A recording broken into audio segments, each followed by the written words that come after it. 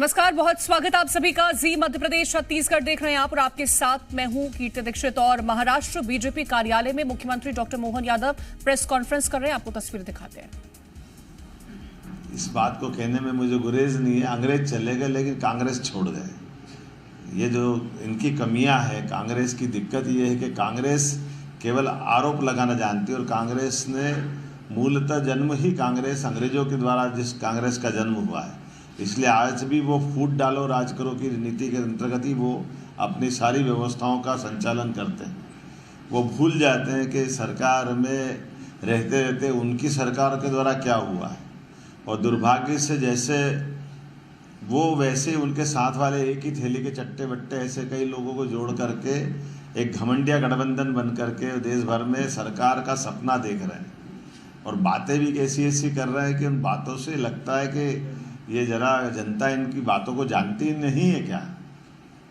जैसे कल साहबजादे जी ने अमेठी में एक अपना भाषण दिया और भाषण में बोला कि मैं मेरे पापा के साथ 42 साल पहले आया था, तो जब देखा था तो यहाँ सड़क नहीं थी, यहाँ कोई विकास का काम नहीं था, 12 साल की उम्र थी मेरी, और अब ये सब हो गया। तो मैं ये मन में सोच रहा था कि अमेठी में 12 साल पहले आप आए, आप भूल गए कि आपके दादाजी भी वहीं सांसद रहे, तो फिर ये गलती किसकी बता रहा हूँ। फिरोज गांधी वहाँ से चुनाव लड़े थे, इंदिरा गांधी के कुछ लगते कि नहीं लगते हैं? इंदिरा गांधी इनकी दादी है कि नहीं? पूरा खानदान वही चुनाव लड़ता रहा, खुद को इतिहास मालूम नहीं, और दूसरे से बात निकाल करके किस किस तरह की बात करते हैं। अब नई नई तरह के डरावने और संघर्ष की बात करने की बात कर, संविधान खतरे में, सरकार इनकी बनेगी तो संविधान खतरे में हो जाएगा। ये भूल ही जाते हैं 10 साल से सरकार मोदी जी की है और लगभग 400 से ज़्यादा समर्थन, एक तरह से हमने बड़े बड़े निर्णय करके सभी का समर्थन जुटा के धारा 370 से लेकर सारे काम कर। इनकी सरकार बनेगी तो क्या, सरकार तो बनी बनाई, लेकिन ये पाप आपके माथे है कि लगभग 1950 में संविधान लागू हुआ और 100 से ज़्यादा बार संविधान का संशोधन किया है तो कांग्रेस के लोगों ने किया है। 17 बार इंदिरा गांधी जी ने संशोधन किया, 11 बार जवाहरलाल नेहरू ने संशोधन किया, 10 बार राजीव गांधी की सरकार में संशोधन हुआ, और तो और संविधान को एक तरफ करके आपातकाल लगाने की घोषणा की। ये भी पाप इनके ही सिर पे। ये संविधान से डराने की बात करेंगे, कौन सुन रहा है इनकी बात को? और ये एक नहीं, लगातार ऐसे घटनाक्रम है। 1971 से पहले से गरीबी हटाओ की बात करने वाले अभी भी लाख रुपए देंगे और वोट दे देना हमको, ये आज भी इस तरह से वोट मांगेंगे, लोग इनको वोट देंगे क्या? ये गरीबों का भी अपमान करते, महिलाओं का भी अपमान करते, और महिलाओं को लेकर के तो इनके लिए तंदूरवाला कांड से लेकर हमेशा कांग्रेस के सिर पे ये इतनी सारी पाप है जिसका कुछ कह नहीं सकता हूँ। लेकिन मुझे अफसोस तब होता है कि मैं गौरव इस बात का महसूस करता हूँ कि मैं बाला साहब की धरती पे आया हूँ, और बाला साहब ठाकरे की इस महाराष्ट्र में हम उस आनंद से भर जाता है। वो भगवा पताकाएँ देश में सबसे पहले अगर विचारधारा की दृष्टि से फैली थी तो मध्य प्रदेश और महाराष्ट्र से फैली थी। मध्य प्रदेश में ये आज़ादी के बाद से हमारी विजय यात्रा चालू हुई। सबसे पहले देश में विधायक 52 में अगर कहीं बने तो मध्य प्रदेश से बने थे, जनसंघ के ज़माने से, और भी बाकी भी राज्यों के साथ साथ मध्य प्रदेश में, जैसे मैंने कहा कि अगर हमारे मंदिर तोड़े गए, ये इतिहास भी है, तो मंदिरों का नया निर्माण चालू हुआ 250 साल पहले महाराज शिवाजी के समय से आज तक का भी समय है। और देवस्थानों के कारण से वर्तमान के दौर में सबसे ज़्यादा कष्ट किसी को हो रहा है तो कांग्रेस और कांग्रेस के साथ वालों को हो रहा है। बड़ा दुख होता है कि एक तरफ बम गिराने वालों का लोग चरित्र जान रहे हैं और एक बम गिराने वालों का समर्थन लेके नकली शिवसेना सामने आ रही है। कितना दुख होता है कि मूसा, जिसके समर्थन से माननीय बाला साहब की वो याद रखें अगर बात के, चिमटी से भी मैं छूना नहीं चाहूँगा कांग्रेस का समर्थन।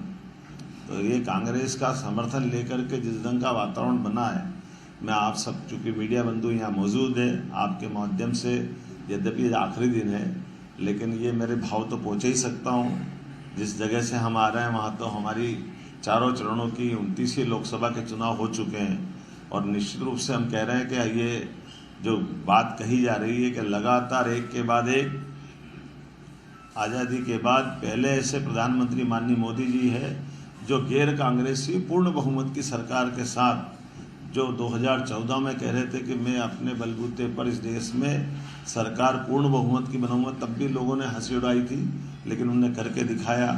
और 2014 की घोषणा के बाद आतंकवाद पे काबू पाया।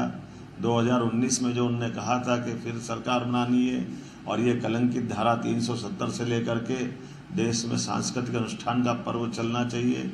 हम सब गवाह इस बात के कि चाहे भगवान राम के 5 साल के अंदर का फैसला सुप्रीम कोर्ट के आने के बाद से लगा करके कोविड काल की कठिन चुनौतियों से लगाकर सारे मसलों पे एक सरकार देशवासियों का कितना अच्छा ध्यान रखती है, इसके उत्कृष्ट उदाहरण भी हमारे सामने आए। और अब जब तीसरी बार आ रहा है तो मेरा तो और आनंद आता है जब भगवान राम आनंद से मुस्कुरा रहा है। अयोध्या में महाकाल के महालोक में आनंद छाया है, तो गोपाल कृष्ण क्यों सुने रहेंगे। हम तो उम्मीद कर रहे हैं कि जमुना जी के कृष्ण कन्हैया वो भी मुस्कुराए। और ये जो चुनाव है हम तो इसीलिए याद कर रहे हैं कि 2024 का चुनाव ये गोपाल कृष्ण के मुस्कुराने का है। हम जिस बात के लिए जाने जाते हैं, अभी कभी कोई लोग ये कहते हैं कि आप ऐसा क्यों कहते हो। अरे भाई, हम धर्म की बात नहीं कहेंगे तो अधर्म की बात कहेंगे क्या? हमको क्यों नहीं कहना चाहिए? जिस कारण से देश की दुनिया में पहचान है, भारत के लोग दुनिया में कहीं चले जाए और अपने देश का नाम न बताए और लोग पूछे कहाँ से आए तो राम और कृष्ण की धरती से बता दें, तो अपने आप समझ में आ जाएगा कि भारत से आए। तो जिस पे हमको गर्व गौरव है उसके बारे में क्या संकोच करना। तो मुझे लगता है कि मैंने अपनी बात संक्षेप में कही है। वैसे तो आप सब समझदार हैं, आखिरी दौर के चुनाव के इस परिप्रेक्ष्य में मेरी बातों को आपके माध्यम से आप सही अर्थ में पहुंचाएंगे, ये आपसे अपेक्षा करता हूं। और मैं उम्मीद करता हूं कि आज का ये दौरा आपके माध्यम से भाजपा के लिए मैं गिलहरी की तरह अपना योगदान भगवान राम के काल में राम सेतु बनाने में जिस प्रकार से दिया था, इस तरह से अपना भी योगदान देने आया हूँ। बहुत बहुत धन्यवाद।